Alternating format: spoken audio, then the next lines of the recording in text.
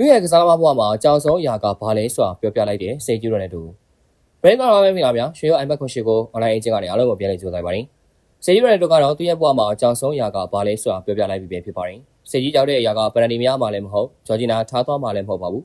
ရိုနယ်ဒိုကြောက်တဲ့အရာကအတော်လေးကိုထူးဆန်းပါတယ်အဲ့ဒါကတော့ထိပ်ပြောင်မှာကြောက်တာပဲဖြစ်ပါတယ်အလားပါကျတဲ့ရိုနယ်ဒိုအနေနဲ့ဂရုံးဖြစ်သွားမှာထိပ်ပြောင်သွားမှာကိုတော်တော်လေးကြောက်လန့်နေတာပါဘယ်လိုအလားကျတာကတော့အားလုံးသိတဲ့အတိုင်းပါပဲရိုနီရဲ့ပြောပြချက်အရဆိုရင်ဘယ်တော့ပွဲမကန်ခင်ဘောလုံးပေါ်မှန်ကိုပက်ပက်လက်အောင်ကြည့်ပြီးငါရမ်းချောတာပဲဆိုတဲ့စကားကိုပြောတဲ့သူဖြစ်ပါတယ်အရင်ကဆိုရင်ဘယ်တော့တပွဲကန်စပင်းကြီးတစ်ခါ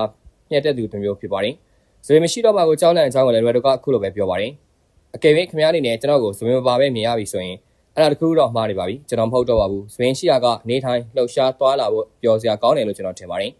ကျွန်တော်ခင်ဗျားနဲ့သဘောမတူတာလည်းဖြစ်နိုင်ပါတယ်ဒါပေမဲ့ကျွန်တော်ကတော့စပင်းရှိတာကိုပဲပို့ကြိုက်ပါတယ်လူတော်များကတော့စပင်းရှိတာမရှိတာကိုသိပြီးကြည့်မဆိုင်ကြပါဘူးကျွန်တော်ကတော့စပင်းရှိတာကတင့်ကိုပိုကြည့်ကောင်းစေတယ်လို့ပဲယုံကြည်ပါတယ်ဒါကကျွန်တော်အမြင်တတ်ပါလို့ပြောဆိုပါခဲ့ပါတယ်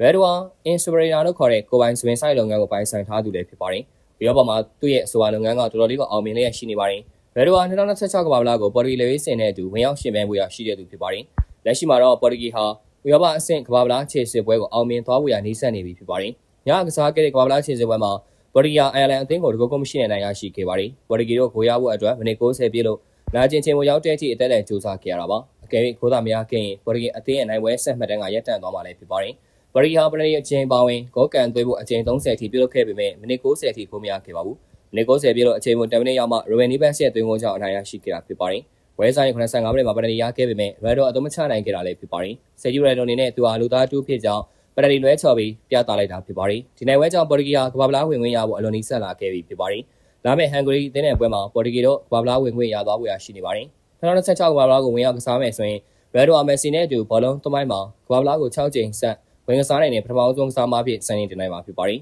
ဘောလုံးသမိုင်းမှာကမ္ဘာ့ဖလားကို9ကြိမ်အထိဝင်ကစားနိုင်တာမက်ဆီနဲ့ရိုနယ်ဒိုပဲရှိပါတယ်လာမယ့်ကမ္ဘာ့ဖလားကသူတို့နှစ်ဦးအတွက်6ကြိမ်မြောက်ဖြစ်လာမှာပါဟင်နရီစီဒန်ရိုနယ်ဒီဟိုရိုနီဘမာစီနေမာပေါ်ပါအမ်ဘာဘီဟာဆာတို့ခေတ်ကနေပါမာရာမင်ဟာလန်တို့ခေတ်တီတောက်လျှောက်မိခဲ့တဲ့ကစားမကြီးတွေပဲဖြစ်ပါတယ်။ဘာဗလာဆိုတာ၄နှစ်မှတစ်ချိန်ကျင်းပတဲ့ပြိုင်ပွဲဖြစ်ပြီးကျင်းပချိန်ကလည်းတူတာကြောင့်ကစားမတွေကအကြောင်းမျိုးနဲ့လွဲချော်နိုင်ကြရှိနေတာပါ။ကစားမဘဝမှာဘာဗလာတစ်ချိန်ဝင်ကန်ခွင့်ရဖို့ဆိုတာကမလွယ်ပါဘူး။တော်လေးချိန်ဝင်ကစားနိုင်ရင်တော့မှတော်တော်လေးကောင်းနေပါပြီ။ဒါပေမဲ့ရိုဒိုတို့ကတော့6ချိန်ဆက်အထိဝင်ကစားနိုင်ကြတာဖြစ်ပါတယ်။ဒါကြောင့်လည်းသူတို့ဟာဘောလုံးသမိုင်းရင်ထာဝရအကောင်းဆုံးတန်းဝင်ကစားမတွေဖြစ်နေတာတော့ပဲဖြစ်ပါတယ်။ဟုတ်ကဲ့ပါဗျာဗီဒီယိုကတော့ပဲနောက်နေ့မှလည်းအားကစားလေးပတ်သက်တဲ့သတင်းကြောင်းတွေကိုတင်ဆက်ပြီးတော့မှဖြစ်တာကြောင့်ကျွန်တော်ရဲ့ page တွေကို like and follow လုပ်ပြီးဒီဗီဒီယိုလေးကိုလည်း share ပေးကြပါဦးလို့ပြောရင်းနဲ့ညီကုန်းချုပ်လိုက်ရပါတယ်ခင်ဗျာ